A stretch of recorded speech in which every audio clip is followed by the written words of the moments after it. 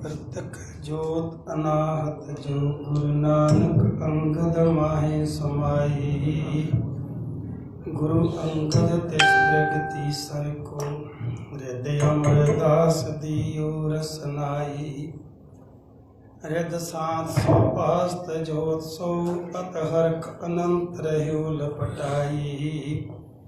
तह जोत सनातन गुर तीसर गुरु रामदास लीलाट कराई। गुरु रामदास जग तारन को गुरु अर्जन भय जस पाल दिखाई। गुरु अर्जन बोहित वाणी के बोयो जिन सुर नर गण समुदाई। सिखन को नाम कदान दियो धुन राम नाम अति ऊच चलाई।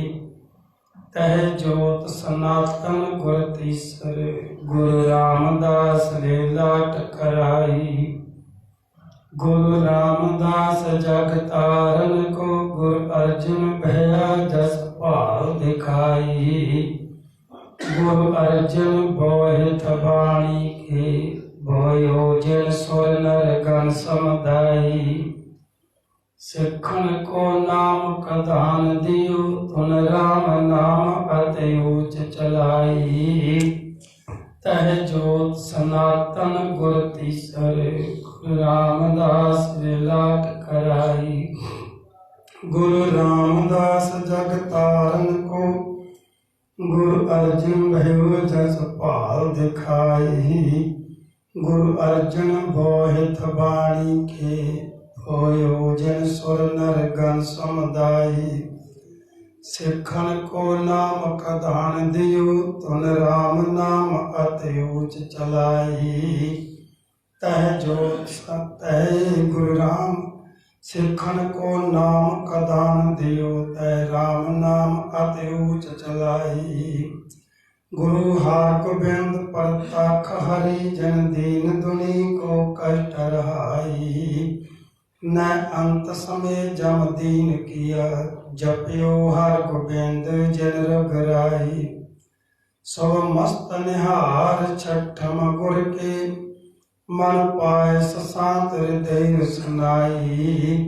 बड़ वीरो संत महंत गुरु तर धर्म कर्म की पैज रखाई। कर जोर बंदो गुरु हर राय प्रभ करण कारण जय दियो बताई। न जोर नरन को जोन को जय सोत प्रभु निज करत रखाई। सब विघ्न विनाश भय उसके हर कृष्ण गुरु जन लियो मनाई। हर कृष्ण गुरु उज्जल आत्मा है जिन दर्श किया तिन मुक्ति पाई। गुरु तेग बहादुर सो जोत अमर पीरन ते पीरन कैर दे जगाई।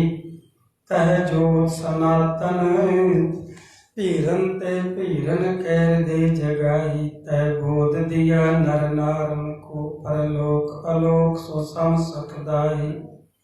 न रंच कलेश किया शुन में उपदेश किया जो करत दिखाई। या बोध अपावन हेत सुनो गुर नाम भेटा शीस चढ़ाई। गोविंद गुरु साम अवतार नहीं चौ जोगन में हर जो प्रगटाई। जल धरन आकाश दी छिन में आकाश दी जन धरन रहाई। जिन नीचों ऊंच किए छिन में फुन ऊंच और नीच न रहो कथाई। जन दीनन का अतहित कियो दुष्टन को जन खेत रहाई। मृतक सरजीत किए जिसने अगस्त भजन जिन शक्ति पाई। जन सिंह किए मेरे गाल जिते अर जयते गम खाई। रस वीर दिया जिन चटकन कोरन चटकन बाजे सो फकराई। जय जय जय गोविंद सिंह गुरु जय जय जय गोविंद रघुराई। अब कृपा करके गुर दीजे देव दिट संपे खन केरी। जय कर भूपत रंग पखारी पास पशु संसर दृष्टेरी कीट पतंग पखान परिंद में जोत अकाल अखंड बसेरी अवर परम दिसवार जो जानू तय मन मोहन नगर करेरी सतगुर जुगत लड़ाई के गुर सिख लेत संभाल अवगण कड सदगुण भरी दिखम काल ना काल मूख उचरे शस्त्र खट पिंग गिरन चढ़ जाए अंध लख बदलो सुने जो काल कृपा कराए सूरा सो पहचानिए जो लरे दीन के हित पुरजा खट मरे कबहू ना छाड़े खेत जल कहाँ थल कहाँ गगन के गौण कहाँ काल के बनाए सब काल ही खपाएंगे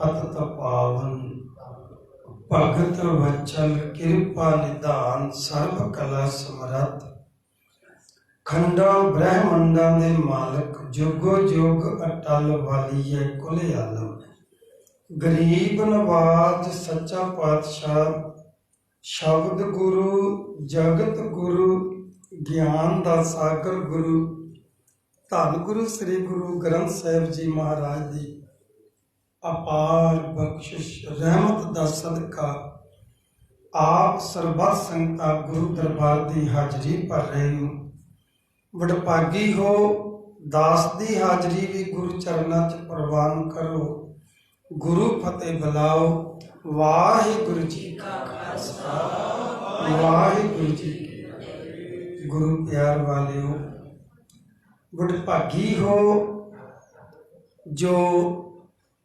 पंजाब की धरती तो कोहां दूर बैठे हो फिर भी तुसी आनंदपुर साहिब नाल जुड़े हुए बदकिस्मती पंजाब च रहन वालियां दी है पंजाब की धरती ते जुड़े पंजाब की धरती ते वसदे है ते आ जिहड़ा शहीदियां दा महीना हुंदा ते जोड़ मेले आउंदे ने ते मेले वांगू वेखण आउंदे आ तुसी टीवी च देख लेना हूटर वजाउंदे आ रहे ने मुंडे मस्तियां करते आ रहे ने ट्रैक्टर भजाउंदे ने मोटरसाइकिल भजाउंदे ने जिस तरह मेला वेखण जाईदा इस तरह ही आ रहे ने साध संगत जी गुरु घर दे प्रीतमान गुरसिख प्यारे बाबा जी आप सरबत संगतां नूं हुणे ही सुना रहे सी कि सचियार सिख ਉਹ ਆ ਜਿਹੜਾ ਗੁਰੂ ਦੀ ਸ਼ਰਨ ਵਿੱਚ ਆ ਇੱਕ ਬੜਾ ਲੰਬਾ ਸ਼ਬਦ ਹੈ ਮਹਾਰਾਜ ਸਾਰਾ ਸ਼ਬਦ ਉਹਦੇ ਵਿੱਚ ਨਾ ਇਹੀ ਗਿਣਤੀ ਦੱਸਦੇ ਆ ਵੀ ਵਡਭਾਗੀ ਆ ਮਨੁੱਖ ਗਿਣਤੀ ਕਰਦਿਆਂ ਜਦੋਂ ਨਿਚੋੜ ਕਰਦੇ ਆ ਨਾ ਤੇ ਮਹਾਰਾਜ ਕਹਿੰਦੇ ਸਭ ਤੋਂ ਵੱਡੇ ਭਾਗ ਗੁਰਸਿੱਖਾਂ ਕੇ ਤੇ ਕਿਹੜਿਆਂ ਗੁਰਸਿੱਖਾਂ ਦੇ ਵੱਡੇ ਭਾਗ ਮਹਾਰਾਜ ਕਹਿੰਦੇ ਜਿਹੜੇ ਗੁਰ ਚਰਨੀ ਜਾਏ ਪੜਤਿਆਂ आ दाड़ियां रखियां ना असी ते महाराज ये बारे भी कहते हैं उही दाड़ियां सफल आ जिहड़ियां गुरु दी चरनी लगदी वो दाड़ियां पवित्र ने सफल ने वो घड़ियां सफल ने वो पल सफल ने वो देही सफल है गुरु ग्रंथ साहिब जी कहते हैं वो पैरों तक भी दसदे ने महाराज जी भी जिहड़े लैके आउंदे ने सानू सत संगत विच वो भी सफल पंथ का दर्द होवे गुरसिख होवे ते आ जिहड़ा महीना है ना इस महीने दे विच महसूस कर सकदा है कि उन्हां बच्चियां ने माता बजुर्ग ने प्यारे सिखां ने सिखी सिदक किदां निभाया सी वो महसूस कर सकता। भाई गुरदास जी कहते ने गुरसिक्खी बरीक है खंडेदार गली अत भीड़ी उथे टिके ना भुनहना। भुनहना कहते मच्छर नूं, कहते उथे टिके ना भुनहना चल ना सके उपर कीड़ी। खंडे की धार जिहदे उत्ते सिख ने चलना। कई बार आप विचार करके वेखिए तो हैरानगी होंदी है कि महाराज कहते ने जो दीसै गुर सिखड़ा तिस निम निम लागू पाए जियो। कई बार असीं लागो पाए जियो पढ़ जाते हैं। महाराज कहते ने कि जे किते मैनू कोई गुरसिख नज़र आ जाए तो मैं उहदे चरण फड़ लवां, निम निम के उहदे मैं चरण धोवां। एवें थोड़ी कहते इतों अपन समझना चाहिए भी गुरु साहब नूं गुरसिख नज़र ही नहीं आ रहा, तां ही कह रहे हैं भी जे दिस जावे तो जे आम जिन्नी साडी गिनती जां असीं सिੱਖੀ ਸਰੂਪ ਵਿੱਚ आ इन्नियां दी गिनती तो फिर की सोचिए कि महाराज नूं कोई नज़र ही नहीं आ रहा। तो फिर महाराज कहते हैं ना कि गुरसिੱਖੀ बरीक है, बड़ी बरीक है, ये उत्ते चलना पहले मरण कबूल जीवन की छाड़ आस। ते सच जानियो जिन्हां ने मरण कबूलिया ना ते जीवन की आस छड़ दी, वो भावें जिंदगी शरीर करके घट जीवे है, भाव छेती चले गए संसार तो शहीदी जाम पी के, पर जिन्ना क जीवे आ ना उहदा आनंद बहुत माने। असी भावें 100 साल जी लीए 200 साल जी लीए। भाई साहब भाई गुरदास जी कहते ने अखी देख न रजियां बहु रंग तमाशे, कान न रजे राग सुन रोवन ते हासे, सादी जीभ न रजियां कर भोग बलासे, नक न रजे वास लय दुर्गंध सुबासे, रज न कोई जीविया कूड़े परवासे। कदी नहीं कोई रजिया जी के। ते फिर सतगुरु सच्चे पातशाह कहते सो जीविया जिन मन वसिया सोए, नानक अवर न जीवे कोई। असी जींदिया जे किते जिन्हां ने मरण नहीं ना कबूलिया वो जींदिया च नहीं है, वो तो पल पल मरदा पल पल मरदा। पर जिन्हें मौत नूं कबूल लिया ना वो तो नचदा है खंडे की धार ते, उन्होंने तो कोई परवाह नहीं, चाहे वो खोपरी ला दिओ। इतिहास गवाह है एक सिखां दा ऐसा इतिहास आ जिहदे विच जलाद रोए ने। जलाद कित्थे कित्थे आपां बयान करांगे, समा थोड़ा, जीवन लग जाणगे, सदियां लग जाणगियां, सिख इतिहास बयान नहीं होएगा इन्ना लंबा चौड़ा।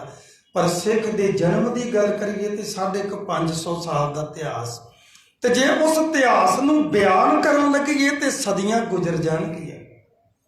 ऐसे भाई मनी सिंह जी का जदों बंद बंद कट्टन लगे ना, निशाना रख के गुट का, अज अपना विषय नहीं है, ये एक उदाहरण है, विच विषय हुंदा तो फिर आप विस्तार नाल इहनूं पेश करदे।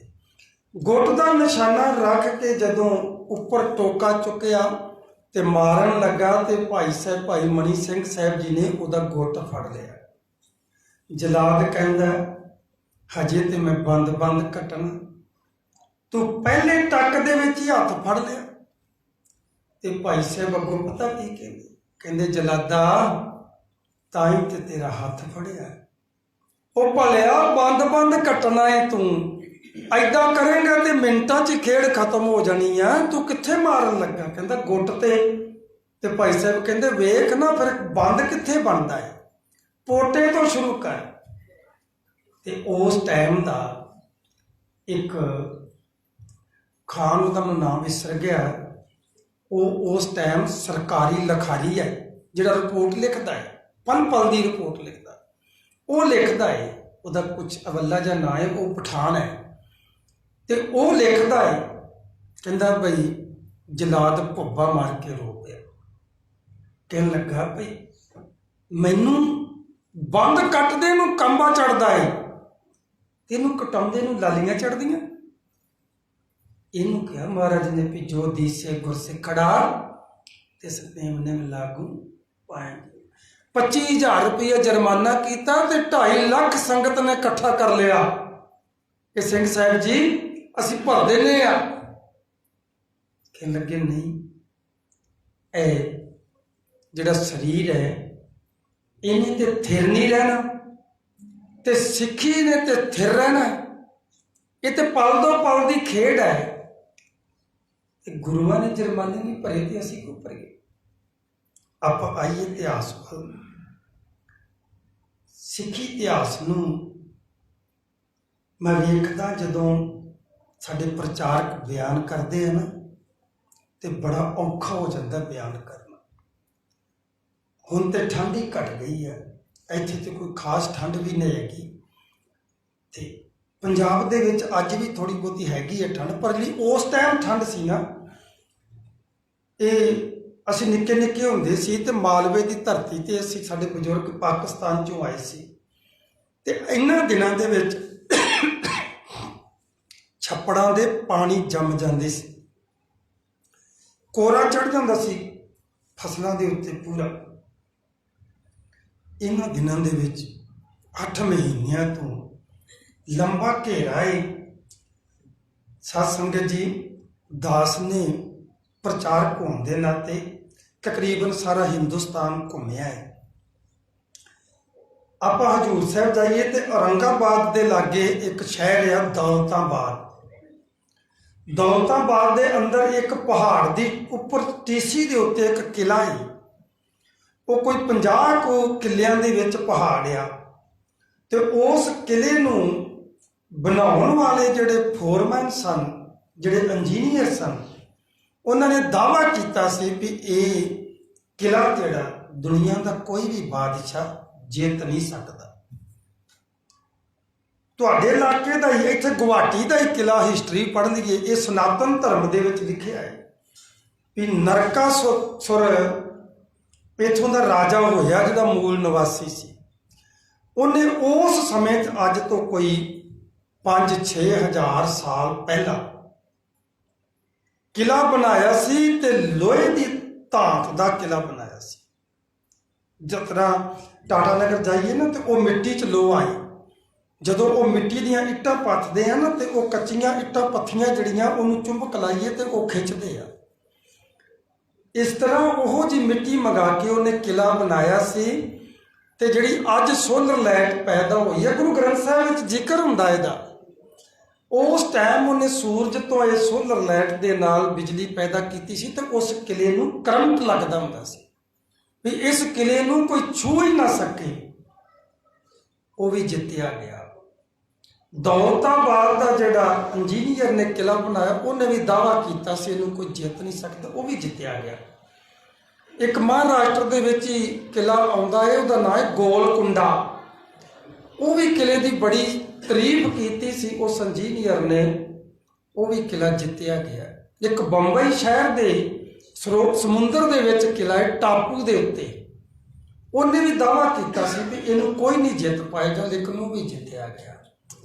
ਪਰ ਧੰਨ ਗੁਰੂ ਸ੍ਰੀ ਗੁਰੂ ਗੋਬਿੰਦ ਸਿੰਘ ਸਾਹਿਬ ਜੀ ਮਹਾਰਾਜ ਨੇ ਕੋਈ ਦਾਅਵਾ ਨਹੀਂ ਸੀ ਕੀਤਾ ਵੀ ਇਹ ਕਿਲਾ ਜਿੱਤਿਆ ਨਹੀਂ ਜਾਏਗਾ। ਪਰ ਪੂਰੀ ਸੰਸਾਰ ਦੀ ਹਿਸਟਰੀ ਕਹਿੰਦੀ ਹੈ ਵੀ 8 ਮਹੀਨੇ ਲੰਬਾ ਘੇਰਾ ਪਿਆ ਹੈ। ਹਿੰਦੁਸਤਾਨ ਦੀ ਪੂਰੀ ਫੋਰਸ ਲੱਗੀ ਹੋਈ ਹੈ, ਫੌਜ ਲੱਗੀ ਹੋਈ। ਤੇ ਸਾਧ ਸੰਗਤ ਜੀ, ਉਸ ਟਾਈਮ ਭਾਰਤ ਦੇ 2 ਮੁਗਲ ਰਾਜੇ ਹੋਏ ਨੇ, ਜਿਨ੍ਹਾਂ ਨੂੰ ਏਸ਼ੀਆ ਆਪਣਾ ਰਾਜਾ ਮੰਨਦਾ ਸੀ। ਏਸ਼ੀਆ, ਇੱਕ ਸ਼ਾਹਜਹਾਨ ਜਿਹਨੂੰ ਪੂਰਾ ਏਸ਼ੀਆ ਆਪਣਾ ਲੀਡਰ ਮੰਨਦਾ ਸੀ ਵੀ ਇਹ ਕਾਬਲ ਬਾਦਸ਼ਾਹ ਹੈ।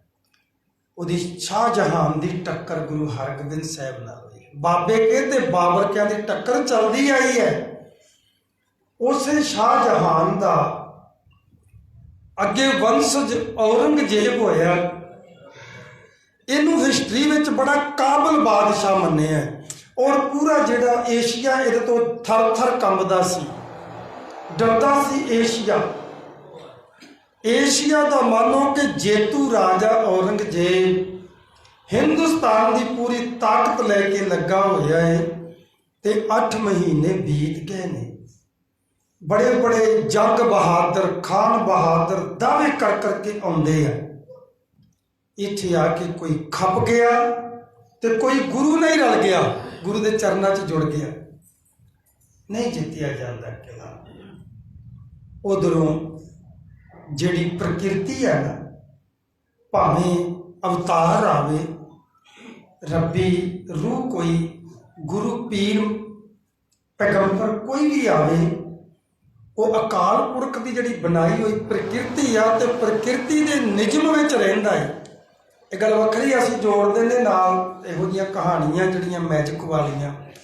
ਇਹ ਗੁਰੂ ਪੀਰ ਜਿੰਨੇ ਵੀ ਆਏ ਨੇ, ਅਵਤਾਰ ਪੈਗੰਬਰ ਆਏ ਨੇ, ਇਹਨਾਂ ਨੇ ਗੱਲ ਲੌਜਿਕ ਦੀ ਕੀਤੀ ਹੈ, ਪਰ ਅਸੀਂ ਮੈਜਿਕ ਨਾਲ ਜੋੜ ਦਿੱਤੀਆਂ ਕਹਾਣੀਆਂ। ਖਾਨ ਬਹਾਦਰ, ਜੰਗ ਬਹਾਦਰ ਆਉਂਦੇ ਰਹੇ, ਖਪ ਜਾਂਦੇ ਰਹੇ।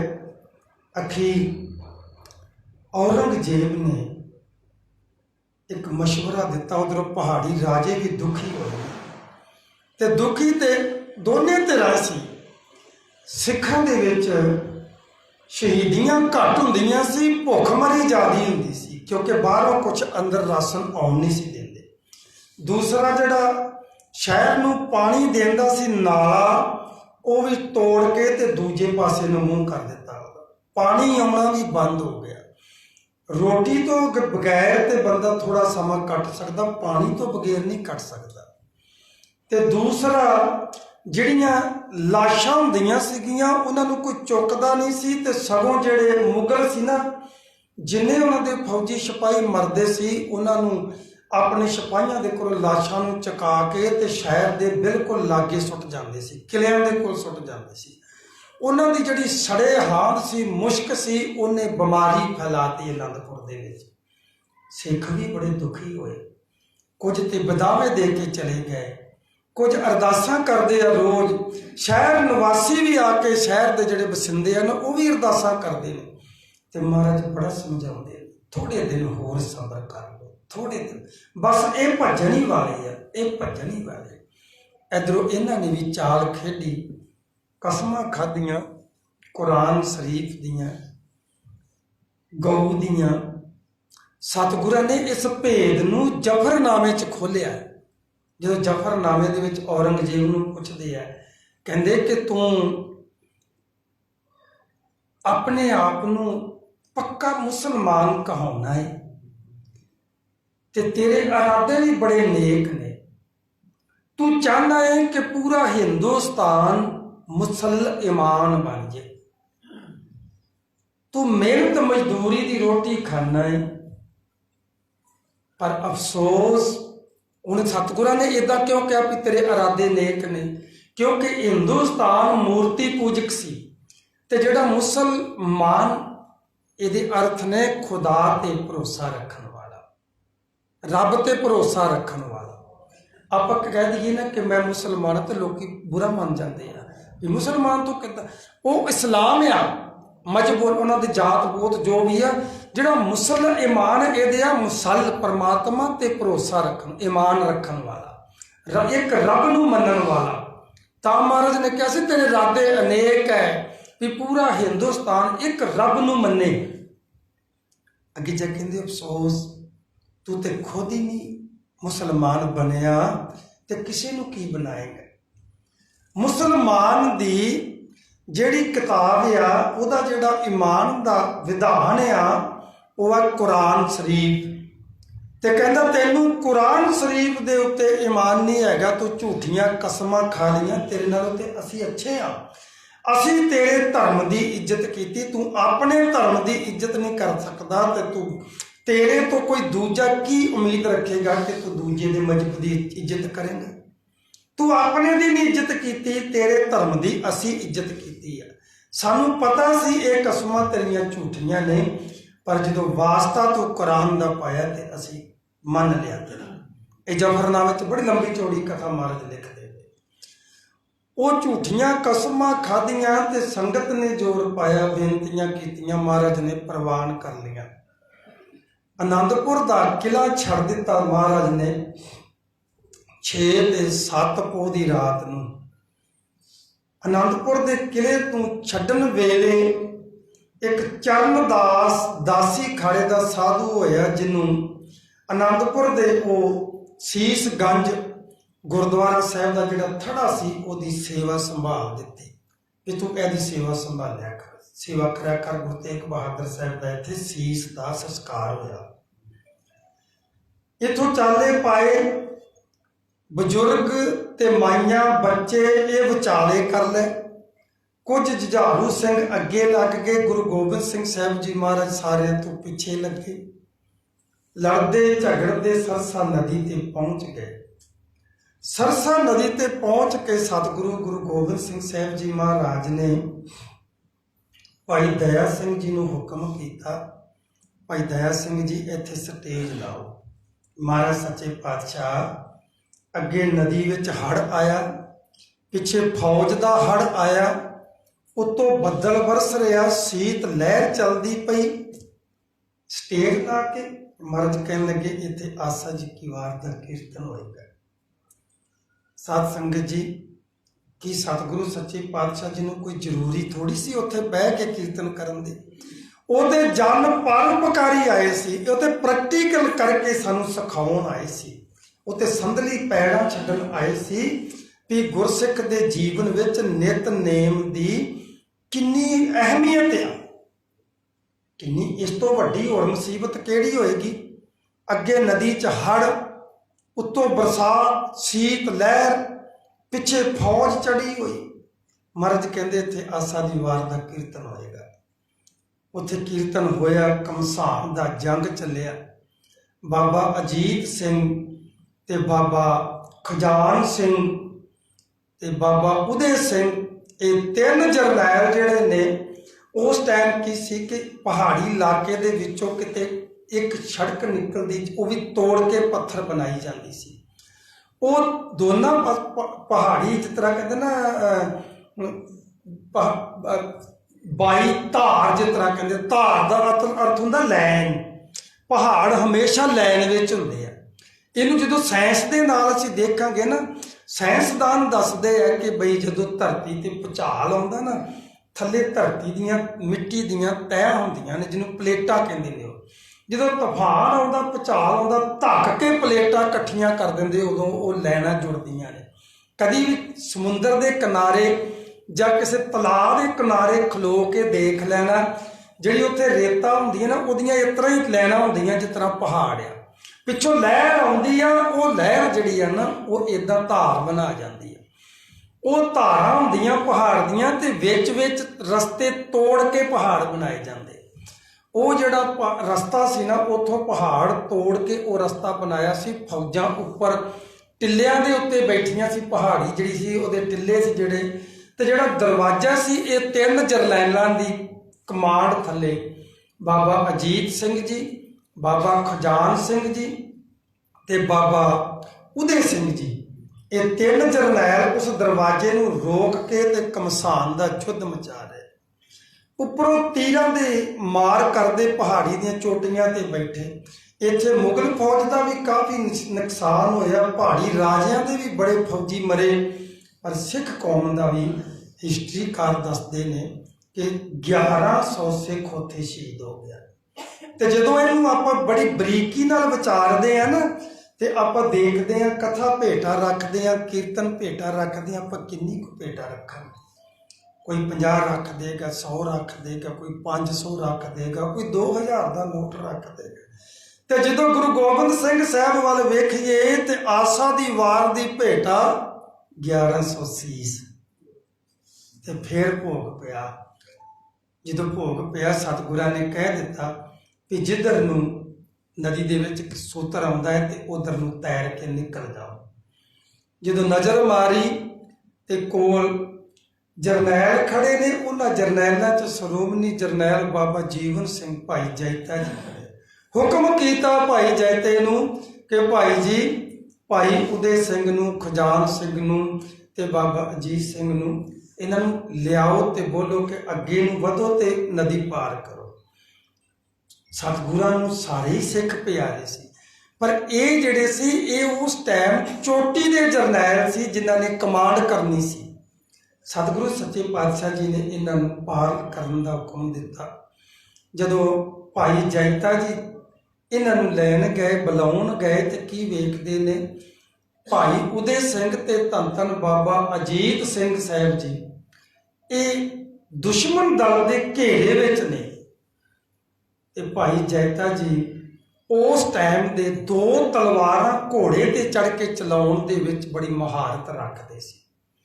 ਇਹਨਾਂ ਨੇ ਵਾਗਾਂ ਘੋੜੇ ਦੀਆਂ ਮੂੰਹ ਵਿੱਚ ਪਾ ਲਈਆਂ, ਦੋਨਾਂ ਹੱਥਾਂ ਨਾਲ ਜੰਗ ਦੇ ਵਿੱਚ ਐਸੀ ਜਾ ਕੇ ਧਮਾਲ ਪਾਈ, ਘੇਰਾ ਟੁੱਟ ਗਿਆ। ਭਾਈ ਖਜਾਨ ਸਿੰਘ ਦਾ ਘੇਰਾ ਟੁੱਟ ਗਿਆ ਤੇ ਦੋਨੇ ਹੀ ਰਲ ਕੇ ਬਾਬਾ ਅਜੀਤ ਸਿੰਘ ਦਾ ਘੇਰਾ ਤੋੜਿਆ ਤੇ ਮੁੜ ਕੇ ਤਿੰਨੇ ਜਰਨੈਲ ਰਲ ਕੇ ਜਦੋਂ ਭਾਈ ਉਦੇ ਸਿੰਘ ਵੱਲ ਵਧੇ ਤੇ ਭਾਈ ਉਦੇ ਸਿੰਘ ਸ਼ਹੀਦ ਹੋ ਗਿਆ।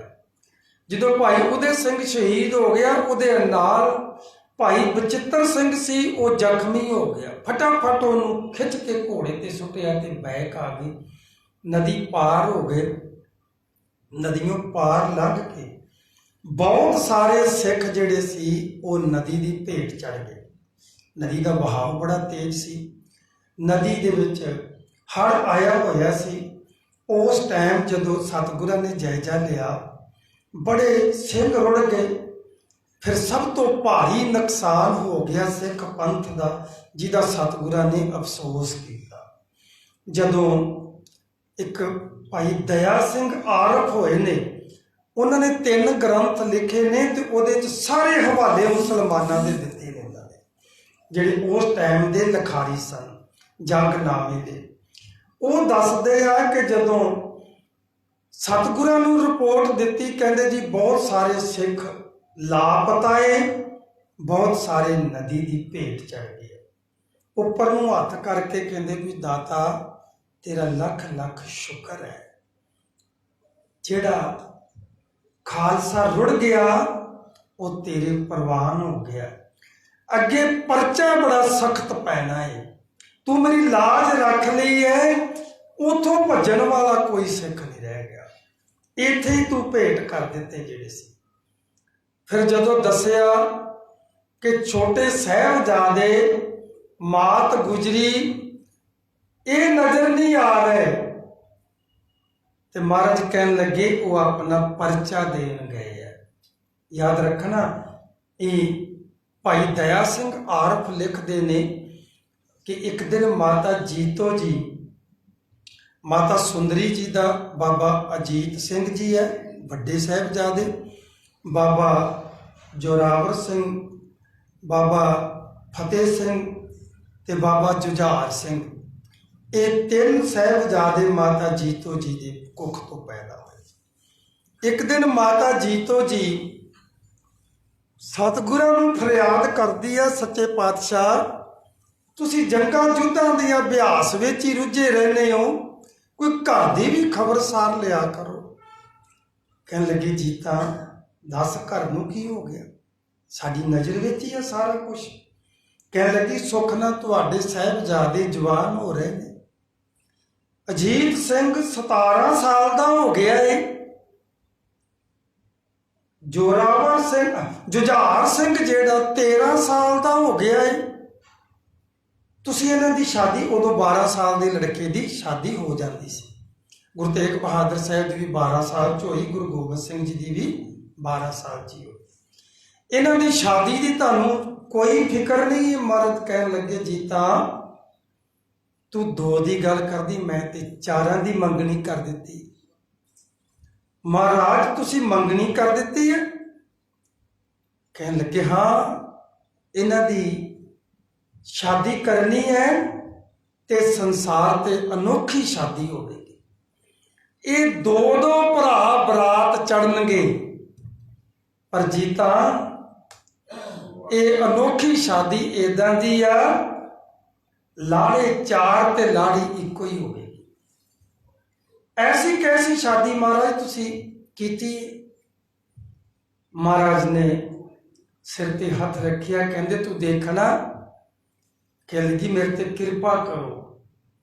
ਤੇ ਉਹ ਅਰਦਾਸ ਕਰਕੇ ਸੌ ਗਈ ਤੇ ਇਹ ਸਾਰਾ ਸੀਨ ਉਹਨੂੰ ਸੁਪਨੇ 'ਚ ਨਜ਼ਰ ਆਇਆ।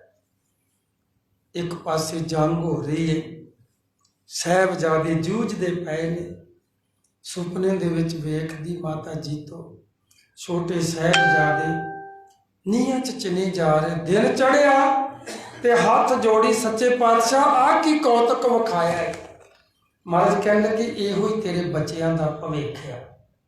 तो उस टाइम माता जीतो ने सतगुਰਾਂ ਦੇ ਕੋਲੋਂ आग्ञा मंगी सी कि मैनू कृपा करो, मेरे को ये दृश्य नहीं बर्दाश्त होता, मैनू तुसी तोड़ दिओ पहला। तो उस टाइम माता जीतो जी ने समाधि ले ली सी। समाधि लेना आत्म हत्या नहीं होंगी, समाधि एक होंगी है जिन्हों तत्तां च तत्त ला देने। बड़े साधुओं ने ऐसी समाधि ली है, उहदे विच हवा च हवा रल गई, पानी च पानी रल गया, अग च अग रल गई, इस तरह पंजे तत्त खिलारते हैं। तो इनू आप कह दें जी वो सन दे ही सचखंड चले गया। कभी विचार करके वेखना आ जिहड़ा शरीर है ये गंदगी का लोथड़ा है, सचखंड जाएगा? ये कभी सचखंड जाएगा? इन्हें ऐसे धरती ते गंद पा दिता तो उत्थे की करेगा?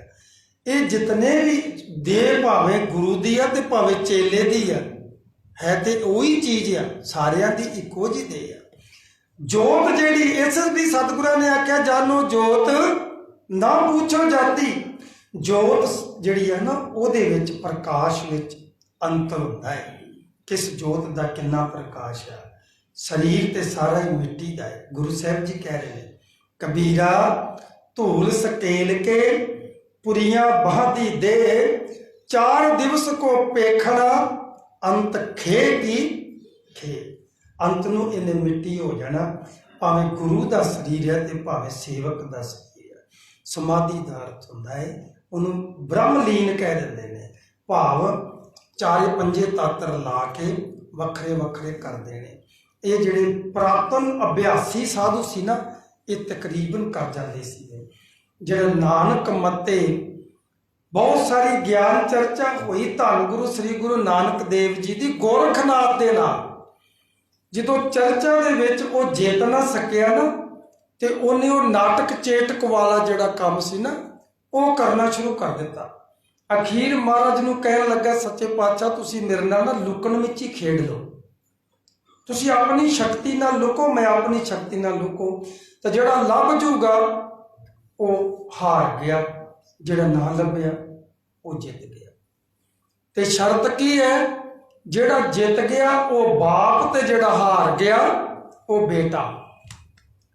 तो जिहड़ा गोरखनाथ सी ना इन्हें की कीता अपनी देही नूं पलटा दिता ते एक डड्डू का रूप धारण करके ते एक झील दे अज भी झील उत्थे हैगी एक वो जिहड़ी गुरु नानक साहब ने लियांदी सी वो नहीं, एक वो आ ते एक होर आ ते छपड़ी जी अज बनी हुई है। ਉਹਦੇ ਉੱਤੇ हरा हरा जाला जम्मिया तो वह जाले के थले जा वड़िया। ऑर्डर किया कहन लगे जा लिया पकड़ के। मरदाना जी ने अपना रूप धारिया तो वह बगला बन के धौरों फड़ लिया। हुण जो डड्डू के रूप च वो बगले के रूप च तो ट्रै ट्रै करन दिया भी मैनू छडा ला, ये डड्डू बगला डड्डू नूं खा जांदा हुंदा है। तो जदों उहनूं छडाया तो फिर कहन लगा सतगुरु हुण तुहाडी वारी है, तुसीं लुको मैं लभांगा।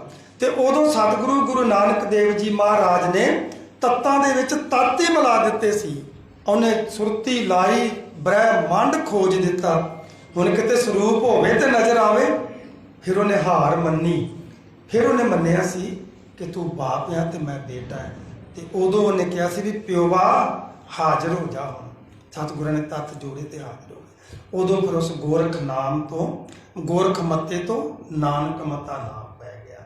उदों फिर उन्हें कहा सी मैं हुण तेरा पुत्र बन के आवांगा। रो विचार ये विचारा जड़ियां ने ये तां कीतियां कि उन्हें समाधि लई सी। ये जिन्हां ने ਜਿਹੜੇ ਬੰਦੇ ਨੇ ना कभी सिमरन किया ना सतसंगत की ਉਹਨੂੰ ਇਹ ਚੀਜ਼ਾਂ ਜਿਹੜੀਆਂ ਲੱਗਦੀਆਂ ਓਪਰੀਆਂ ਜੀਆਂ। ਜਿਹਨੇ ਅਭਿਆਸ ਕੀਤਾ ਨਾ ਉਹਨੂੰ ਵਾਈਬ੍ਰੇਸ਼ਨ ਮਿਲਦੀ ਹੈ ਤੇ ਜਿਹਨੇ ਨਹੀਂ ਕੋਈ ਅਭਿਆਸ ਕੀਤਾ ਉਹਨੂੰ ਐਂ ਲੱਗਦਾ ਵੀ ਇਹ ਫालतू ਦੀਆਂ ਗੱਲਾਂ ਨੇ। ਜਿਵੇਂ ਹੁਣ ਕਾਲਜਾਂ ਦੇ ਵਿੱਚ ਬੱਚੇ ਪੜ੍ਹਦੇ ਨੇ ਜਿਹੜੇ ਗਿਆਨੀ ਬਣਦੇ ਨੇ, ਕਈ ਵਾਰੀ ਵੇਖੀਦਾ ਵੀ ਸਾਡੇ 50 ਸਾਲ ਦੀ ਉਮਰ ਹੋ ਗਈ, 40 ਸਾਲ ਸਾਨੂੰ ਇਸ ਲਾਈਨ ਵਿੱਚ ਹੋ ਗਿਆ, ਹਜੇ ਚੌਕੜੀ ਮਾਰਨ ਦੀ ਜਾਂਚ ਨਹੀਂ ਆਈ तो वह 2 साल डिग्री दे देंगे ने ज्ञानी की भी जाओ गुमराह करी चलो सारे। 2 साल तो नितनेम की चौकड़ी नहीं बजती भी पूरा नितनेम एक चौकड़ी च कर दीए। अभ्यास की लोड़ होंगी ये। रो विचार इथों जदों ये दसिया कि छोटे साहिबजादे ਮਾਤ ਗੁਜਰੀ ਨਜ਼ਰ ਨਹੀਂ ਆਉਂਦੀ। ਮਹਾਰਾਜ ਕਹਿੰਦੇ ਉਹਨਾਂ ਦਾ ਪਰਚਾ ਹੈ, ਉਹ ਆਪਣਾ ਪਰਚਾ ਦੇਣ ਗਏ, ਭਾਵ ਐਗਜ਼ਾਮ ਦੇਣ ਗਏ ਹੈ। ਜਦੋਂ ਕਿਹਾ ਕਿ ਮਾਤਾ ਸੁੰਦਰੀ ਜੀ, ਮਾਤਾ ਸਾਹਿਬ ਦੇਵਾ ਜੀ ਨਜ਼ਰ ਨਹੀਂ ਆਉਂਦੇ, ਮਹਾਰਾਜ ਕਹਿੰਦੇ ਉਹ ਸੁਰੱਖਿਅਤ ਪਹੁੰਚ ਗਏ ਹੈ। ਫਿਰ ਕਹਿਣ ਲੱਗੇ ਜੀ ਜਿਹੜਾ ਗੋਬਿੰਦ ਸਾਗਰ ਗ੍ਰੰਥ ਸੀ ਉਹ ਸਰਸਾ ਦੀ ਭੇਟ ਚੜ ਗਿਆ। ਮਹਾਰਾਜ ਕਹਿਣ ਲੱਗੇ ਅਫਸੋਸ, ਕੌਮ ਦਾ ਸਰਮਾਇਆ ਰੁੜ ਗਿਆ। 52 ਕਵੀਆਂ ਦੀ ਉਹ ਕਲਮ ਸੀ, ਸਤਿਗੁਰਾਂ ਦਾ ਬਹੁਤ ਸਾਰਾ ਉਹਦੇ 'ਚ ਐਕਸਪੈਰੀਮੈਂਟ ਸੀ। 9 ਮਣ ਪੱਕੇ ਦਾ ਉਹ ਗ੍ਰੰਥ ਸੀ, ਗੱਡੇ ਤੇ ਸੀ, ਗੱਡਾ ਹੀ ਰੁੜ ਗਿਆ। ਉਹ ਨੁਕਸਾਨ ਹੋ ਗਿਆ, ਮਹਾਰਾਜ ਨੇ ਮੰਨਿਆ। ਇਸ ਤੋਂ ਅੱਗੇ ਨਿਹੰਗ ਖਾਨ ਹੋਇਆ ਇੱਕ, ਉਹ ਜਿਹੜਾ ਨਿਹੰਗ ਖਾਨ ਰੂਪਨਗਰ ਦਾ ਰਹਿਣ ਵਾਲਾ, ਉਦੋਂ ਉਸਨੂੰ ਅੱਜ ਉਸਨੂੰ ਰੋਪੜ ਕਹਿੰਦੇ ਆ, ਕਾਗਜ਼ਾਂ ਵਿੱਚ ਉਹਦਾ ਨਾਮ ਰੂਪਨਗਰ ਹੈ। ਉਹ ਭੱਠੇ ਚੱਲਦੇ ਸੀ, ਉਹਦੇ ਇੱਟਾਂ ਪਕਾਉਂਦਾ ਸੀ ਤੇ ਸਰਕਾਰ ਖਰੀਦਦੀ ਸੀ ਤੇ ਆਪਣਾ ਮੁੱਲ ਲਾਉਂਦੀ ਸੀ। ਜਿਸ ਤਰ੍ਹਾਂ ਅੱਜ ਖੇਤਾਂ ਦੇ ਵਿੱਚੋਂ ਖੇਤੀ ਕਰਦੇ ਕਿਸਾਨ ਤੇ ਕੀਮਤ ਤੈਅ ਕਰਦੀ ਸਰਕਾਰ, ਇਹਦਾ ਮੁੱਲ ਲਾਉਂਦੇ ਸੀ। ਤੇ ਕਈ ਵਾਰੀ ਤੇ ਉਹਦੀ ਵਿਚਾਰੇ ਦੀ ਲੇਬਰ ਵੀ ਪੂਰੀ ਨਹੀਂ ਸੀ ਹੁੰਦੀ, ਘਾਟੇ 'ਚ ਵਿਕਦੀਆਂ ਸੀ। ਜਦੋਂ ਸਤਿਗੁਰੂ ਗੁਰੂ ਗੋਬਿੰਦ ਸਿੰਘ ਸਾਹਿਬ ਜੀ ਮਹਾਰਾਜ ਅਨੰਦਪੁਰ ਸਾਹਿਬ ਵਸਾਉਣ ਲੱਗੇ ਤੇ ਇੱਟ ਦੀ ਮੰਗ ਕੀਤੀ ਤੇ ਉਹਨੇ 1 ਨੰਬਰ ਦੀਆਂ ਇੱਟਾਂ ਪੇਸ਼ ਕੀਤੀਆਂ। ਸਤਿਗੁਰਾਂ ਟਨਕਾ ਕੇ ਵੇਖੀਆਂ ਤੇ ਉਹਨੂੰ ਆਖਿਆ ਵੀ ਮੁੱਲ ਬੋਲ ਇਹਦਾ। ਕਹਿਣ ਲੱਗਾ ਮਹਾਰਾਜ ਜਿੰਨਾ ਤੁਸੀਂ ਵਾਜਬ ਕਹਿੰਦੇ। ਮਹਾਰਾਜ ਕਹਿਣ ਲੱਗੇ ਤੇਰੀ ਚੀਜ਼ ਹੈ, ਤੈਨੂੰ ਪਤਾ ਇਹਦੇ ਤੇ ਲਾਗਤ ਕਿੰਨੀ ਲੱਗੀ ਆ, ਤੂੰ ਉੱਪਰ ਮੁਨਾਫਾ ਕਿੰਨਾ ਲੈਣਾ ਹੈ, ਤੇ ਬੋਲ ਤੂੰ ਆਪਣੇ ਮੂੰਹ ਮੰਗ ਵੀ ਕਿੰਨੀ ਤੇਰੀ ਇਹਦੀ ਕੀਮਤ ਕਿੰਨੀ ਹੈ। ਹੁਣ ਜਿਹੜਾ ਵਪਾਰੀ ਹੁੰਦਾ ਕਈ ਵਾਰੀ 10 ਰੁਪਈਆਂ ਦੀ ਚੀਜ਼ 25 ਰੁਪਈਆਂ ਦੀ ਦੱਸਦਾ ਵੀ ਜੇ ਇਹਨਾਂ ਨੇ 10 ਰੁਪਈਏ ਘੱਟ ਵੀ ਕਰ ਲਏ ਤਾਂ ਵੀ 5 ਤੇ ਬਚਣਗੇ। ਇਸ ਤਰ੍ਹਾਂ ਉਹਨੇ ਮੁੱਲ ਲਾਇਆ। ਮਹਾਰਾਜ ਨੇ ਉਸੇ ਵਕਤ ਭਾਈ ਮਣੀ ਸਿੰਘ ਨੂੰ ਕਿਹਾ ਕਿ ਇਹਨਾਂ ਨੂੰ ਰਕਮ ਗਿਣ ਕੇ ਦੇ ਦਿਓ। ਭਾਈ ਮਣੀ ਸਿੰਘ ਜੀ ਨੇ ਕੀਮਤ ਦੇ ਦਿੱਤੀ ਗਿਣ ਕੇ। ਉਸ ਦਿਨ ਤੋਂ ਜਿਹੜੀ 1 ਨੰਬਰ ਦੀ ਅੱਪਲ ਵਧੀਆ ਇੱਟ ਹੁੰਦੀ ਸੀ ਭਰ ਕੇ ਗੱਡੇ ਆਨੰਦਪੁਰ ਲੈ ਜਾਂਦਾ ਸੀ, ਬਾਕੀ ਇੱਟ ਸਰਕਾਰ ਨੂੰ ਦਿੰਦਾ ਸੀ। ਗੁਰੂ ਸਾਹਿਬ ਜੀ ਦਾ ਬੜਾ ਹੀ ਸੇਵਕ ਬਣ ਗਿਆ, ਵਪਾਰਕ ਰਿਸ਼ਤਾ ਸੀ ਤੇ ਫੈਮਿਲੀ ਰਿਲੇਸ਼ਨ ਬਣ ਗਿਆ। ਕਈ ਵਾਰੀ ਇਸ ਤਰ੍ਹਾਂ ਹੁੰਦਾ ਹੈ। ਉਹਦੇ ਭੱਠੇ ਤੇ ਮਹਾਰਾਜ ਗਏ ਤੇ ਜਿਹੜੀ ਲੇਬਰ ਸੀ ਉਹਨਾਂ ਨੂੰ ਆਖਿਆ ਵੀ ਸਾਨੂੰ ਥੋੜਾ ਆਰਾਮ ਕਰਨਾ ਹੈ, ਜਗ੍ਹਾ ਚਾਹੀਦੀ ਹੈ। ਮੁਸਲਮਾਨ ਲੇਬਰ ਸੀ, ਉਹਨਾਂ ਨੇ ਵਿਅੰਗ ਦੇ ਨਾਲ ਕਹਿ ਦਿੱਤਾ, ਕਹਿੰਦੇ ਸਾਡੇ ਕੋਲ ਹੋਰ ਤੇ ਜਗ੍ਹਾ ਨਹੀਂ ਆ, ਭੱਠੇ 'ਚ ਵੜ ਜਾਓ। ਮਹਾਰਾਜ ਕਹਿਣ ਲੱਗੇ ਠੀਕ ਹੈ, ਅਕਾਲ ਪੁਰਖ ਦੀ ਰਜਾ ਹੀ ਆ, ਇਹੋ ਆ ਤੇ ਇਹੋ ਕਰ ਲੈਂਦੇ। ਭੱਠੇ ਤੇ ਅਜੇ ਘੋੜੇ ਨੇ ਪੈਰ ਹੀ ਰੱਖਿਆ, ਇੱਕ ਬਦਲੀ ਆਈ, ਉਹ ਇੰਨੀ ਜ਼ੋਰਦਾਰ ਵਰੀ, ਭੱਠਾ ਜਿਹੜਾ ਸੀ ਉਹ ਬੁਝ ਗਿਆ, ਠੰਡਾ ਹੋ ਗਿਆ। ਅੱਜ ਵੀ ਘੋੜੇ ਦਾ ਉਹ ਪੈਰ ਭੱਠੇ ਦੇ ਵਿੱਚ ਨਿਸ਼ਾਨ ਲੱਗਾ ਹੋਇਆ। ਉਹ ਮੁਸਲਮਾਨ ਮਜ਼ਦੂਰ ਭੱਜ ਕੇ ਨਿਹੰਗ ਖਾਨ ਕੋਲ ਗਏ, ਸਾਰੀ ਵਾਰਤਾ ਦੱਸੀ, ਚੱਲ ਕੇ ਆਇਆ, ਮਾਫੀ ਮੰਗੀ, ਘਰੇ ਹਵੇਲੀ 'ਚ ਲੈ ਗਿਆ। 2-4 ਸਿੰਘ ਨਾਲ ਨੇ, ਬਾਕੀਆਂ ਨੂੰ ਸੇਧ ਦੱਸਤੀ ਮਹਾਰਾਜ ਨੇ ਕਿ ਇੱਧਰ ਨੂੰ ਚਲੇ ਜਾਓ। ਜਦੋਂ ਉਧਰ ਨੂੰ ਜਾਣ ਦੀ ਸੇਧ ਦੇ ਦਿੱਤੀ ਸਤਿਗੁਰਾਂ ਨੇ ਤੇ ਉੱਥੇ ਥੋੜਾ ਆਰਾਮ ਕਰਦੇ ਪਏ ਨੇ। ਭਾਈ ਬਚਿੱਤਰ ਸਿੰਘ ਜੀ ਜ਼ਖਮੀ ਬਹੁਤ ਨੇ, ਉਹਨਾਂ ਦੀ ਮਲਮ ਪੱਟੀ ਕੀਤੀ। ਐਨੇ ਨੂੰ ਫੌਜ ਨੇ ਉਸ ਪਿੰਡ ਨੂੰ ਘੇਰਾ ਪਾ ਲਿਆ, ਨਗਰ ਨੂੰ ਘੇਰਾ ਪਾ ਲਿਆ। ਘਰ ਘਰ ਦੀ ਤਲਾਸ਼ੀ ਲੈਣ ਲੱਗ ਪਏ। ਘਰ ਘਰ ਦੀ ਤਲਾਸ਼ੀ ਲੈਂਦਿਆਂ ਨਿਹੰਗ ਖਾਨ ਦੀ ਹਵੇਲੀ ਅੱਗੇ ਆ ਕੇ ਆਵਾਜ਼ ਦਿੱਤੀ, ਵੇਖਿਆ ਬਾਹਰ ਫੌਜ ਆ ਗਈ, ਪੁਲਿਸ ਆਈ ਹੈ, ਤਲਾਸ਼ੀ ਲੈਂਦੇ ਆ। ਘਰ ਵਿੱਚ ਖਲਬਲੀ ਮਚ ਗਈ ਵੀ ਆਪਾਂ ਤੇ ਸੇਵਾ ਵਾਸਤੇ ਰੋਕੇ ਸੀ ਸਤਿਗੁਰੂ, ਤੇ ਅੱਜ ਸਾਡੇ ਘਰ ਵਿੱਚੋਂ ਗੁਰੂ ਗੋਬਿੰਦ ਸਿੰਘ ਨੂੰ ਗ੍ਰਿਫਤਾਰ ਕਰ ਲੈਣਗੇ ਤੇ ਇਹ ਕਲੰਕ ਤੇ ਪੀੜੀ ਦਰ ਪੀੜੀ ਲਵੇਗਾ ਸਾਡੇ ਤੇ ਵੀ ਇਹਦੇ ਘਰੋਂ ਇਹਨੇ ਫੜਾਈ ਸੀ ਨਿਹੰਗ ਖਾਨ ਨੇ। ਪਰਿਵਾਰ ਦੇ ਵਿੱਚ ਇਹ ਪਰੇਸ਼ਾਨੀ ਆ ਗਈ। ਉਹਨਾਂ ਦੀ ਪੁੱਤਰੀ ਸੀ ਜਿਹਦਾ ਨਾਮ ਮੁਹਾਬਾ ਆਉਂਦਾ। ਉਹ ਕਹਿਣ ਲੱਗੀ ਕੋਈ ਚਿੰਤਾ ਨਾ ਕਰੋ ਤੁਸੀਂ, ਗੁਰੂ ਸਾਹਿਬ ਜੀ ਮੇਰੇ ਕਮਰੇ ਦੇ ਵਿੱਚ ਭੇਜ ਦਿਓ। ਭਾਈ ਬਚਿੱਤਰ ਸਿੰਘ ਨੂੰ ਚੁੱਕ ਕੇ ਤੇ ਗੁਰੂ ਸਾਹਿਬ ਨੂੰ ਚੁੱਕ ਕੇ ਉਹਨਾਂ ਦੇ ਕਮਰੇ 'ਚ ਭੇਜਤਾ। ਜਿਹੜਾ ਮੁਹਾਬਾ ਦਾ ਪਲੰਗ ਸੀ ਉਹਦੇ ਤੇ ਸਤਿਗੁਰੂ ਬਿਰਾਜਮਾਨ ਹੋ ਗਏ। ਦਰਵਾਜ਼ਾ ਬੰਦ ਕਰ ਦਿੱਤਾ ਤੇ ਅੰਦਰੋਂ ਬੰਦ ਹੋਇਆ ਦਰਵਾਜ਼ਾ। ਜਦੋਂ ਤਲਾਸ਼ੀ ਲੈਂਦੇ ਆ ਉਸ ਦਰਵਾਜ਼ੇ ਕੋਲ ਆਏ ਤੇ ਨਿਹੰਗ ਖਾਨ ਖਿੱਚ ਕੇ ਕਿਰਪਾਨ ਅੱਗੇ ਹੋ ਗਿਆ। ਕਹਿਣ ਲੱਗਾ ਮੈਂ ਇਹ ਦਰਵਾਜ਼ਾ ਨਹੀਂ ਖੋਲ੍ਹਣ ਦੇਵਾਂਗਾ। ਕੀ ਗੱਲ ਬਈ? ਕਹਿੰਦਾ ਮੇਰੀ ਇੱਜ਼ਤ ਦਾ ਸਵਾਲ ਹੈ, ਮੇਰਾ ਧੀ ਜਵਾਈ ਇਸ ਕਮਰੇ 'ਚ ਹੈ। ਜਦੋਂ ਇਹ ਗੱਲ ਕਹੀ ਤੇ ਉਹ ਕਹਿਣ ਲੱਗੇ, ਰਸੂਖ ਸੀ ਉਹਦਾ ਨਿਹੰਗ ਖਾਨ ਦਾ, ਔਰ ਭਰੋਸਾ ਵੀ ਸੀ ਵੀ ਆਪਦੀ ਧੀ ਦੇ ਕੋਲ ਥੋੜੀ ਗੋਬਿੰਦ ਸਿੰਘ ਨੂੰ ਪਾਏ ਗਏ। ਤੇ ਕਹਿਣ ਲੱਗੇ ਜੇ ਤੇਰੀ ਧੀ ਆ ਤੇ ਫਿਰ ਕੀ ਆ, ਸਭ ਦੀ ਸਾਡੀ ਸਾਂਝੀ ਆ, ਤੂੰ ਉਹਨੂੰ ਆਵਾਜ਼ ਦੇ। ਜਦੋਂ ਆਵਾਜ਼ ਦਿੱਤੀ, ਬੇਟਾ ਮੁਹਾਬਾ ਅੱਗੋਂ ਜੀ ਅੱਬਾ ਸਭ ਕੁਛ ਲਿਆ, ਸਭ ਕੁਛ ਲਿਆ। ਤਸੱਲੀ ਹੋ ਗਈ, ਮੁੜ ਗਏ। ਉਹਦੀ ਵੱਡੀ ਕੁਰਬਾਨੀ ਦੇ ਕੇ ਸਤਿਗੁਰਾਂ ਨੂੰ ਉਹਨਾਂ ਨੇ ਰੱਖਿਆ ਕੀਤੀ। ਸਤਿਗੁਰੂ ਉੱਥੋਂ ਚਲੇ ਗਏ, ਭਾਈ ਬਚਿੱਤਰ ਸਿੰਘ ਨੂੰ ਉੱਥੇ ਛੱਡ ਕੇ ਗਏ ਕਿ ਇਹਦਾ ਇਲਾਜ ਕਰੋ, ਜੇ ਇਹ ਬਚ ਗਿਆ ਸਾਨੂੰ ਆਪੇ ਹੀ ਮਿਲ ਜਾਵੇਗਾ, ਲੱਭ ਲਵੇਗਾ, ਜੇ ਇਹ ਗੁਰੂ ਨੂੰ ਪਿਆਰਾ ਹੋ ਗਿਆ, ਕਾਲ ਚਲਾਣਾ ਕਰ ਗਿਆ ਤੇ ਇਹਦਾ ਦਾਹ ਸੰਸਕਾਰ ਕਰ ਦਿਓ। ਹੁਣ ਜਦੋਂ ਸਤਿਗੁਰੂ ਚੱਲਣ ਲੱਗੇ, ਉਹ ਮੁਹਾਬਾ ਵੀ ਕਹਿਣ ਲੱਗੀ ਮੈਂ ਵੀ ਨਾਲ ਜਾਣਾ। ਮਹਾਰਾਜ ਕਹਿਣ ਲੱਗੇ ਕਿ ਉਹ ਕਹਿਣ ਲੱਗੀ ਮੈਂ ਤੁਹਾਨੂੰ ਆਪਣਾ ਪਤੀ ਮੰਨ ਲਿਆ। ਮਹਾਰਾਜ ਕਹਿਣ ਲੱਗੇ ਇੱਦਾਂ ਨਹੀਂ ਹੋ ਸਕਦਾ। ਕਹਿਣ ਲੱਗੀ ਮੇਰੇ ਪਿਤਾ ਨੇ ਨਹੀਂ ਕਿਹਾ ਮੇਰਾ ਧੀ ਜਵਾਈ ਪੈ, ਮੈਂ ਹੁਣ ਸ਼ਾਦੀ ਨਹੀਂ ਕਰਾਂਗੀ। ਮਹਾਰਾਜ ਕਹਿਣ ਲੱਗੇ ਆਡਾ ਤੇ ਸਮਾਂ ਜੰਗਾ ਜੁਦਾਂ ਦਾ ਹੈ, ਤੂੰ ਸ਼ਾਦੀ ਕਰ ਨਾ ਕਰ, ਤੈਨੂੰ ਅਸੀਂ ਨਾਲ ਨਹੀਂ ਲਿਜਾ ਸਕਦੇ। ਕਹਿਣ ਲੱਗੀ ਮੈਂ ਤੁਹਾਡੇ ਬਿਨਾਂ ਰਹਿ ਨਹੀਂ ਸਕਾਂਗੀ। ਮਹਾਰਾਜ ਨੇ ਆਪਣੀ ਕਮਰ ਦੀ ਕਟਾਰ ਕੱਢ ਕੇ ਦਿੱਤੀ। ਕਟਾਰ ਬਰਛੀ ਵਰਗੀ ਹੁੰਦੀ, ਉਹਦੇ ਵਿੱਚ ਹੱਥ ਪਾਈਦਾ, ਇਸ ਤਰ੍ਹਾਂ ਚੱਲਦੀ ਆ। ਮਹਾਰਾਜ ਕਹਿਣ ਲੱਗੇ ਇਹ ਕਟਾਰ ਰੱਖੋ, ਜਦੋਂ ਸਾਡੇ ਦਰਸ਼ਨ ਕਰਨੇ ਹੋਣਗੇ ਇਹਦੇ ਚੋਂ ਦਰਸ਼ਨ ਹੋਣਗੇ, ਜਦੋਂ ਸਾਡੀ ਮਿਲਾਪ ਦੀ ਲੋੜ ਹੋਏਗੀ ਇਹਦੇ ਚੋਂ ਸਾਡਾ ਮਿਲਾਪ ਹੋ ਜਾਏਗਾ ਤੁਹਾਨੂੰ।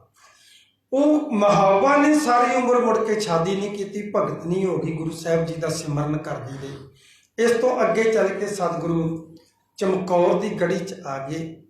ਆਪਾਂ ਕੱਲ ਵੀ ਇਤਿਹਾਸ ਦੀ ਗੱਲ ਕੀਤੀ ਸੀ ਕਿ ਇਹ ਗੜੀ ਚਮਕੌਰ ਦੀ ਨਹੀਂ ਸੀ, ਇਸ ਗੜੀ ਦਾ ਮਾਲਕ ਆ ਭਾਈ ਬੁੱਧੀ ਚੰਦ।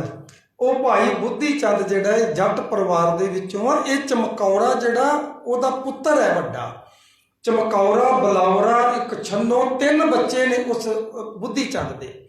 ਕਿਸੇ ਟਾਈਮ ਉਸਨੇ ਇਹ ਹਵੇਲੀ ਜਦੋਂ ਬਣਾਈ ਸੀ ਤੇ ਸੋਹਣੀ ਹਵੇਲੀ ਬਣ ਗਈ ਤੇ ਗੁਰਸਿੱਖ ਸੀ, ਮਨ ਵਿੱਚ ਇੱਕ ਫੁਰਨਾ ਉੱਠਿਆ ਵੀ ਸਤਿਗੁਰੂ ਇਹਦਾ ਉਦਘਾਟਨ ਕਰਨ ਇਸ ਹਵੇਲੀ ਦਾ, ਤਾਂ ਆਨੰਦ ਬਣਦਾ। ਅਰਦਾਸਾ ਕੀਤਾ ਤੇ ਮਨ ਹੀ ਮਨ ਵਿੱਚ ਪਰਨ ਕਰ ਲਿਆ ਵੀ ਪਹਿਲਾਂ ਸਤਿਗੁਰੂ ਇਹ ਹਵੇਲੀ 'ਚ ਚਰਨ ਪਾਉਣਗੇ, ਪਰਿਵਾਰ ਫੇਰ ਜਾਏਗਾ। ਸਮਾਂ ਕਾਫੀ ਲੰਘ ਗਿਆ, ਸਤਿਗੁਰੂ ਜੀ ਦਾ ਇੱਧਰ ਨੂੰ ਕੋਈ ਸਬੱਬ ਨਹੀਂ ਬਣਿਆ, ਪਰ ਉਸ ਗੁਰਸਿੱਖ ਨੇ ਸਿਦਕ ਨਿਭਾਇਆ। ਉਹ ਹਵੇਲੀ ਵਿੱਚ ਪਰਿਵਾਰ ਲੈ ਕੇ ਨਹੀਂ ਗਿਆ, ਰੋਜ਼ ਅਰਦਾਸਾਂ ਕਰਦਾ ਏ। ਸਤਿਗੁਰੂ ਭੰਗਾਣੀ ਦਾ ਜੰਗ ਲੜ ਕੇ ਤੇ ਪੌਂਟਾ ਸਾਹਿਬ ਤੱਕ ਜਦੋਂ ਉੱਥੋਂ ਚਾਲੇ ਅਨੰਦਪੁਰ ਸਾਹਿਬ ਨੂੰ ਪਾਏ ਤੇ ਇੱਥੇ ਨਾਢਾ ਸਾਹਿਬ ਸਤਿਗੁਰੂ ਰੁਕੇ ਹੋਏ ਨੇ। ਉੱਥੇ ਇੱਕ ਸੁਦਾਗਰ ਸੀ, ਉਹ ਚੱਕੀਆਂ ਚੱਲਦੀਆਂ ਸੀ, ਉਹਦੀਆਂ ਫੌਜ ਨੂੰ ਆਟਾ ਸਪਲਾਈ ਕਰਦਾ ਸੀ। ਉਹਨੇ ਸਤਿਗੁਰਾਂ ਦਾ ਲੰਗਰ ਵਰਜਿਆ ਸੀ ਤੇ ਉੱਥੇ ਸਮੇਤ ਫੌਜ ਉਹਨੇ ਕਾਫੀ ਦਿਨ ਸਤਿਗੁਰਾਂ ਦੀ ਸੇਵਾ ਸੰਭਾਲੀ। ਉੱਥੇ ਪਹੁੰਚਿਆ ਬੁੱਧੀ ਚੰਦ, ਜਾ ਕੇ ਅਰਦਾਸ ਕੀਤੀ, ਸਤਿਗੁਰਾਂ ਪ੍ਰਵਾਨ ਕੀਤੀ। ਮਹਾਰਾਜ ਹਵੇਲੀ 'ਚ ਚਰਨ ਪਾਏ। ਆਪਾਂ ਦੇਖਦੇ ਹਾਂ ਜਦੋਂ ਕੋਈ ਘਰ-ਬਾਰ ਬਣਾਇਆ ਹੁੰਦਾ, ਕੋਈ ਸਾਧੂ ਮਹਾਤਮਾ, ਕੋਈ ਸਤਿਕਾਰਯੋਗ ਪੁਰਸ਼ ਆਉਂਦਾ ਤਾਂ ਆਪਾਂ ਘਰ ਦੀ ਇੱਕ ਇੱਕ ਚੀਜ਼ ਵਿਖਾਉਂਦੇ ਹਾਂ। ਇੱਦਾਂ ਹੀ ਭਾਈ ਬੁੱਧੀ ਚੰਦ ਸਤਿਗੁਰਾਂ ਨੂੰ ਹਵੇਲੀ ਵਿਖਾ ਰਿਹਾ। ਮਹਾਰਾਜ ਬੜੀ ਰੀਝ ਨਾਲ ਵੇਖਦੇ ਪਏ ਨੇ। ਸਿੱਖ ਨੇ ਤਾੜ ਲਿਆ ਵੀ ਹਵੇਲੀ ਗੁਰੂ ਸਾਹਿਬ ਨੂੰ ਬੜੀ ਪਸੰਦ ਆਈ ਹੈ। ਮਹਾਰਾਜ ਤੁਹਾਨੂੰ ਪਸੰਦ ਆਈ ਹਵੇਲੀ? ਬਸ ਘੰਟਾ ਆਪਾਂ ਨੂੰ ਆਖਿਆ ਸੀ ਤੇ 8:15 ਸਮਾਪਤੀ ਹੋ ਜਾਣੀ ਸਾਰੀ। ਆਪਾਂ ਪਹਿਲੇ ਹੀ ਕਰ ਦੇਣੀ 2 ਮਿੰਟ ਹੋਰ, ਬਾਕੀ ਆਪਾਂ ਸਵੇਰੇ ਛੋਟੇ ਸਾਹਿਬਜ਼ਾਦਿਆਂ ਦੀ ਸ਼ਹੀਦੀ ਵਿਸਥਾਰ ਨਾਲ। ਇਸ ਇਤਿਹਾਸ ਜਿਹੜਾ ਸਾਧ ਸੰਗਤ ਜੀ ਜੇ ਵਿਸਥਾਰ ਨਾਲ ਚੱਲੀਏ ਤੁਰਨ ਨਹੀਂ ਦਿੰਦਾ ਅੱਗੇ, ਤੇ ਜੇ ਇਹਨੂੰ ਲੰਘ ਕੇ ਟੱਪ ਕੇ ਵਿੱਚੋਂ ਗੱਲ ਸੁਣਾਉਣੀ ਤੇ ਫਿਰ ਗੱਲ ਅਲੱਗ ਚੀਜ਼ ਹੁੰਦੀ। ਉਹ ਜਦੋਂ ਹਵੇਲੀ ਵਿੱਚ ਸਤਿਗੁਰੂ ਆਏ ਤੇ ਕਹਿਣ ਲੱਗਾ ਮਹਾਰਾਜ ਹਵੇਲੀ ਬਹੁਤ ਤੁਹਾਨੂੰ ਪਸੰਦ ਆਈ ਹੈ। ਮਹਾਰਾਜ ਕਹਿੰਦੇ ਬੜੀ ਪਸੰਦ ਆਈ। ਚਾਬੀਆਂ ਅੱਗੇ ਰੱਖਤੀਆਂ ਸੱਚੇ ਪਾਤਸ਼ਾਹ, ਇਹ ਤੁਹਾਨੂੰ ਭੇਟ ਕੀਤੀ। ਸੋਚਿਆ ਸੀ ਸਤਿਗੁਰੂ ਚਰਨ ਪਾਉਣਗੇ ਤੇ ਫਿਰ ਵਸੇਬਾ ਕਰਾਂਗੇ, ਪਰ ਭੇਟ ਕਰ ਦਿੱਤੀ ਸਤਿਗੁਰਾਂ ਨੂੰ। ਉਸ ਹਵੇਲੀ ਦੇ ਵਿੱਚ ਅੱਜ ਬੁੱਧੀ ਚੰਦ ਨਹੀਂ ਰਿਹਾ ਤੇ ਉਹਦਾ ਵੱਡਾ ਪੁੱਤਰ ਪਿੰਡ ਦਾ ਚੌਧਰੀ ਬਣਿਆ ਹੈ। ਤੇ ਉੱਥੇ ਆਣ ਕੇ ਜਦੋਂ ਸਤਿਗੁਰਾਂ ਪ੍ਰਵੇਸ਼ ਕੀਤਾ, ਉੱਥੇ ਇਹਦਾ ਛੋਟਾ ਪੁੱਤਰ ਭਾਈ ਬਲੌਰਾ, ਬੀਬੀ ਛੰਨੋ ਸਤਿਗੁਰੂ ਦੀ ਸ਼ਰਨ ਵਿੱਚ ਆਏ ਨੇ। ਸਤਿਗੁਰੂ ਸੱਚੇ ਪਾਤਸ਼ਾਹ ਜੀ ਨੂੰ ਬੇਨਤੀਆਂ ਕੀਤੀਆਂ, ਅਸੀਂ ਨਾਲ ਹੈ। ਮਹਾਰਾਜ ਕਹਿਣ ਲੱਗੇ ਤੁਹਾਡੀਆਂ ਸੇਵਾਵਾਂ ਲੱਗੀਆਂ ਨੇ। ਇਸ ਤਰ੍ਹਾਂ ਸੰਗਤ ਜਿਹੜੇ ਸਿੰਘ ਨਾਲ ਬਰਾਜੇ ਹੋਏ, ਮਹਾਰਾਜ ਕਹਿਣ ਲੱਗੇ ਇਹਨਾਂ ਸ਼ਹੀਦਾਂ ਦੇ ਤੁਸੀਂ ਸੰਸਕਾਰ ਕਰਨੇ ਆ, ਤੁਹਾਡੀ ਸੇਵਾ ਲੱਗੀ ਹੈ। ਇਹ ਹੁਕਮ ਲੱਗਾ ਤੁਹਾਨੂੰ। ਬੇਨਤੀਆਂ ਕੀਤੀਆਂ, ਸਤਿਗੁਰਾਂ ਨੇ ਕਿਹਾ ਵੀ ਤੁਹਾਨੂੰ ਇਹ ਹੁਕਮ ਲੱਗਾ ਹੈ। ਖੰਡੇ ਬਾਟੇ ਦੀ ਉਸ ਹਵੇਲੀ ਵਿੱਚ ਪੌੜ ਤਿਆਰ ਹੋਈ ਹੈ।